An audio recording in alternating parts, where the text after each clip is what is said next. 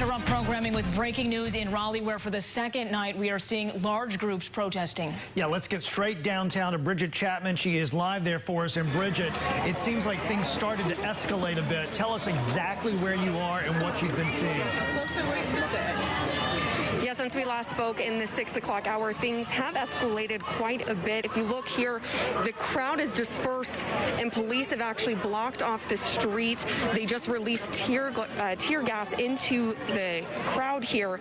Now, it kind of started to escalate when the crowd was standing on this side of the street in front of the old Capitol building, and then they moved into the road, blocking off Morgan Street and the entrance of Fayetteville Street here.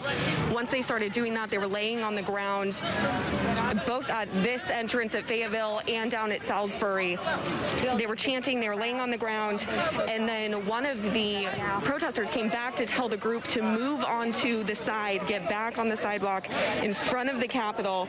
And pretty soon after people started to move back onto the sidewalk, they deployed the tear gas. You heard kind of the pop sound of it. We weren't sure what it was at first, since it looks a little bit just like smoke, but then you can definitely feel it in your nostrils and in your eyes. As you can see, there's quite a heavy police presence now at the end of the street here, and some protesters are still getting pretty close to them. Now, as we know, last night turned violent, and it was very similar in the sense of the tear gas being deployed and then things taking a turn. I will say a lot of people are kind of standing back here, but they released it kind of back to back, and then they haven't in a few minutes, but you can see it's tense. I'm seeing if I can hear what they're saying out there.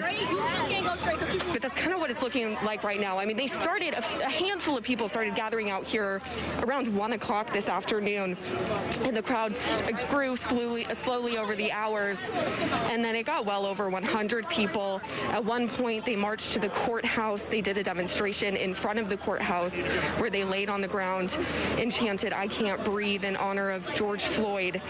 They then came back here, and they've been on this side for probably a few hours.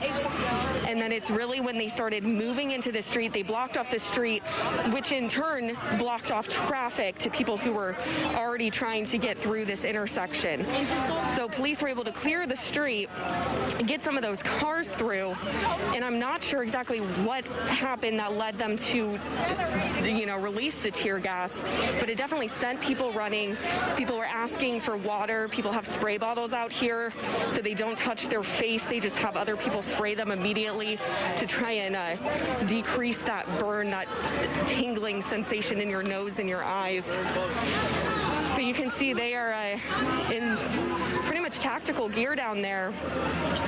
And it's pretty tense out here. I mean, we have a lot of people who are passionate about this subject, understandably, but I think the main issue was blocking off traffic at the end of the day out here. Let's see if we can get a little closer. I apologize here. They are using some bad language, but it is anti-police. They also have water bottles out here that they were drinking earlier, but then were using. All right, it appears we lost Bridget there, but Mackenzie Stasko is also covering the protest from a different angle. Let's see what are you seeing, Mackenzie?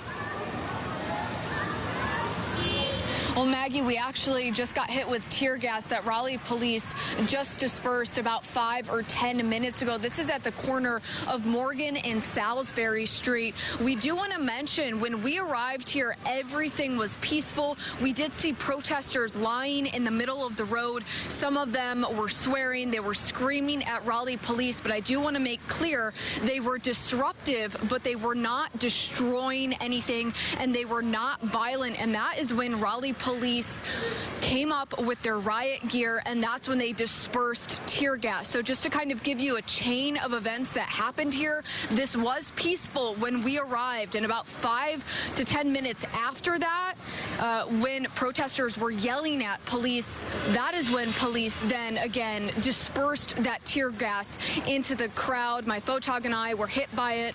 Thankfully, we are okay, but this is going on day 2 of protests that turned into riots here in downtown Raleigh. Not exactly sure how many people are here, but this is just outside of the state capitol. I know Bridget was on the other end. We have a different vantage point here. There's a pretty big crowd. Again, not as sure exactly how many people are here, but just a very diverse crowd of people, again, protesting here in downtown Raleigh, and a huge police presence. We're going to walk up a little bit closer and kind of show you guys.